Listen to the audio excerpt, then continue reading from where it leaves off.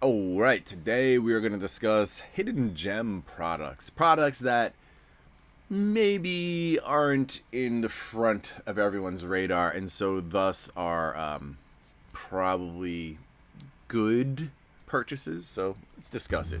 I have come here to chew bubblegum and kick ass. And I'm all out of bubblegum.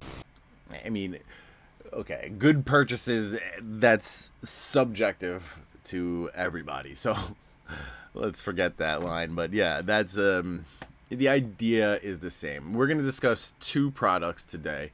Maybe this will be a series of hidden gems, right? Where I revisit older products that may have been like flying below the radar and thus are probably a better deal than other stuff from the same era or from the same sets. Let's discuss, right? So my first product is this. It is from Fate Reforged. Ugin's Fate. This is from the pre-release event. You could win this. This was like it's based on the lore at the time. It's like an alternate history where one Ugin, got destroyed, the other one he survived, and so on and so forth. So this pack, this promo pack, pre-release pack, whatever you want to call it, I think it's more of a promo pack. Inside there's the opportunity to pull stuff from, cons and Fate Reforged, but that's not what we're looking for. There's alt art cards in there with Ugin themed art. And the top hit is an alt art Ugin. Now this is, it's always been $100 to $200 card, but it's pretty rare. It's been under the radar, and I think it's been so much under the radar that it's probably undervalued. And I'm not talking about just the Ugin, but any hit in there. I think there's maybe an Altar of the Brood. There's one or two decent cards in the subset of alt art. And the commons and uncommons in that subset with alt art have the hollow sticker on the bottom that usually is only for rares and mythics. So yeah, that's another thing about this set, which is kind of interesting. Commons and uncommons with that hollow, right? I don't know.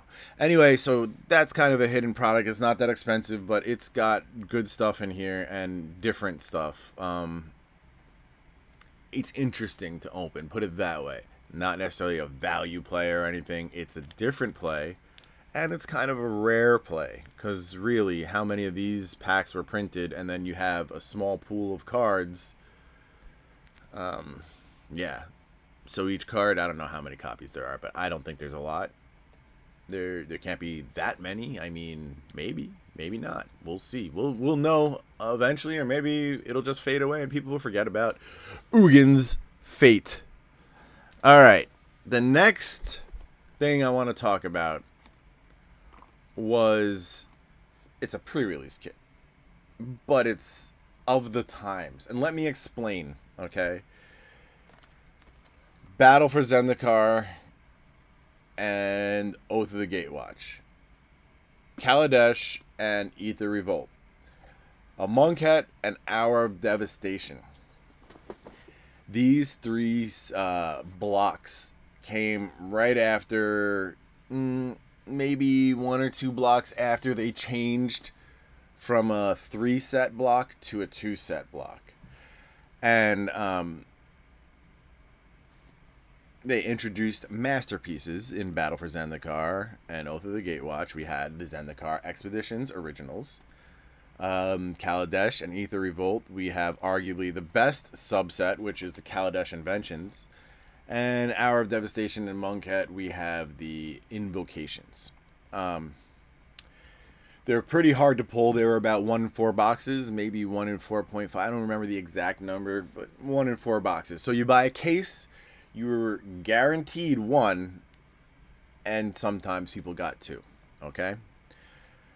Now, that all being said, let's you gotta understand what's in here, right? So how pre-releases worked previously, you would get like the first set in the block, you get just those packs. The second set and the third set, though, you know, you would get just those packs until we had these 2-set blocks. Now, the second set in every 2-set block, meaning Oath of the Gatewatch, Aether Revolt, and Hour of Devastation. These 3. Because those are the ones with masterpieces. There are other sets like this, but they don't have masterpieces. So they will have 4 packs of the set it's from. They will have 4 Aether Revolt packs in here and 2 Kaladesh. Meaning, this little box has the chance to pull any one of the whole pool of Kaladesh inventions. So, I mean, technically you can open, you know, a Soul Ring and then a Painter's Servant. I think those are from the 2 different... Because Aether Revolt, you can only open some of them, and Kaladesh, you can only open some of them. You get what I'm saying? Like, there were 25 out of the 45 maybe available in the first set of the block, and 20 available in the second set. Something like that, right? So these are cool in that you're able to open up the whole set of the masterpieces. So if you had Oath of the Gatewatch, you can open them up Battle for Zendikar masterpieces and Oath of the Gatewatch masterpieces, as both of those packs will be in here. Aether Revolt, same thing. Aether Revolt and Kaladesh inventions, so on and so forth. So that's why I like this product. It's pretty cool. And, you know, when Kaladesh skyrocketed, that did not. Because people don't remember that there are 2 Kaladesh packs in there. Alright, so that's my my discussion about hidden gems today. When I think of more and put my thoughts together on more hidden gems, we'll revisit the subject with different items. Hopefully this will be a ongoing series, you know. Alright, remember to like and subscribe. If you're not a patron, maybe check out my Patreon. We have a lot of cool things there. Like, we open up vintage boxes, and on my rip and ship days, patrons get better prices, so on and so forth. Remember to use my TCG Player affiliate link if you're going to buy any cards today. It's free and easy to use. You click on it, shop like normal. It's below in the description. Otherwise, take care. Have a lovely day, and I'll catch you soon. Peace. That's it, man. Game over, man. Game over. What the fuck are we gonna do now? What are we gonna do? Maybe we could build a fire, sing a couple of songs, huh? Why don't we try that?